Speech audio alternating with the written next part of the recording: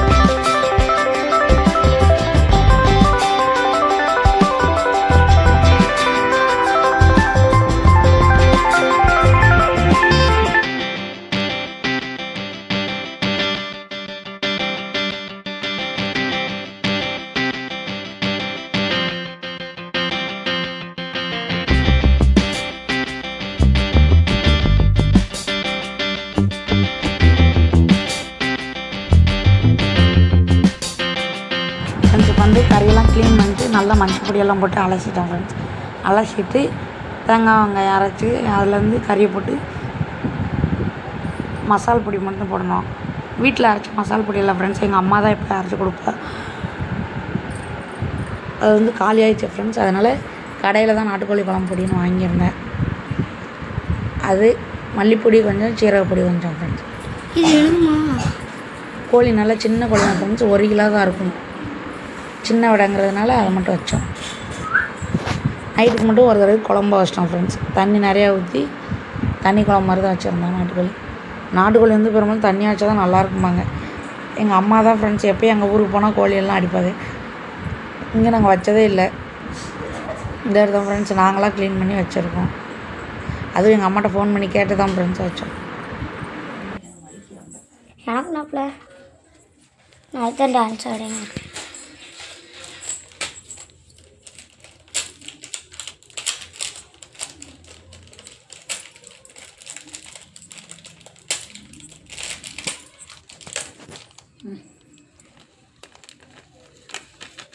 Maggi பொடி. நாட்டுக்கோழி masala Maggi பொடி. வீட்டு பொடி இல்லை, எங்கள் அம்மா தான் ஃப்ரெண்ட்ஸ் கொடுக்கும் வீட்டு பொடி. ஆனால் இல்லை எப்படி கட்டுற மேகி பொடி தான் தள்ளி கட்டு.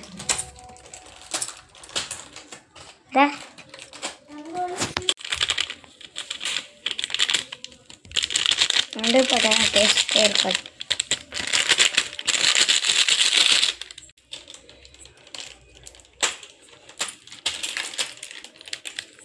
மல்லிப்பொடி, சீரகப்பொடி, மல்லிப்பொடி, நாட்டு மசாலா, அடுத்து ஜீரகப்பொடி சொன்னோம்ல, கியூமின் பவுடர். இது மல்லிப்பொடி, இது சீரகத்தூள். மல்லிப்பொடி, இது சீரகப்பொடி. மல்லிப்பொடி தானே? மல்லிப்பொடி போட்டேன். அடுத்து மஞ்சள் பொடி. இது என்ன பொடி?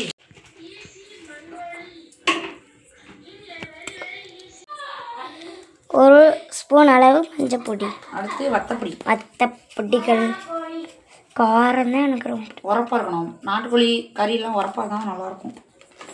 அப்புறம் உப்பு.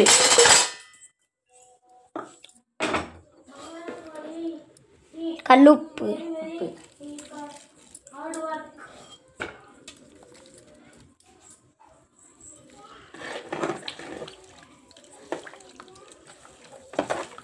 கழுதி மாதிரி ஆயிடுச்சு.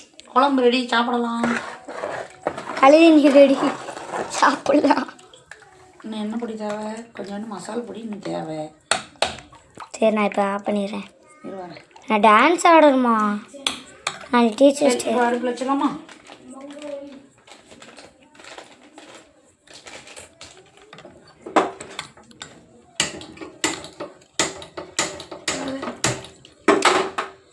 ஃப்ரெண்ட்ஸ் அவ்வளோதான் ஃப்ரெண்ட்ஸ். இப்போ அடுப்பில் நல்லா கூட்டி வச்சிடுறோம். அடுப்பில் வச்சோடனே நல்லா கொதிக்கணும் ஃப்ரெண்ட்ஸ். நல்லா கொதித்து வேக வைக்கணும். கொதித்து வந்தோடனே நல்லெண்ணெய் மட்டும் ஊற்றி அப்படியே இறக்கிறாங்க ஃப்ரெண்ட்ஸ். ஆனால் நல்லெண்ணெய் ஊற்றுறதுக்கு பதிலாக நான் வந்து தாளித்து விட்டோம். தாளித்து எல்லாம் சாப்பிட்டாங்க ஃப்ரெண்ட்ஸ். இது மிச்சம் இருந்தது, அதை சூடு பண்ணி வச்சுருந்தேன் ஃப்ரெண்ட்ஸ். ஓகே, பாய். நெக்ஸ்ட் வீடியோவில்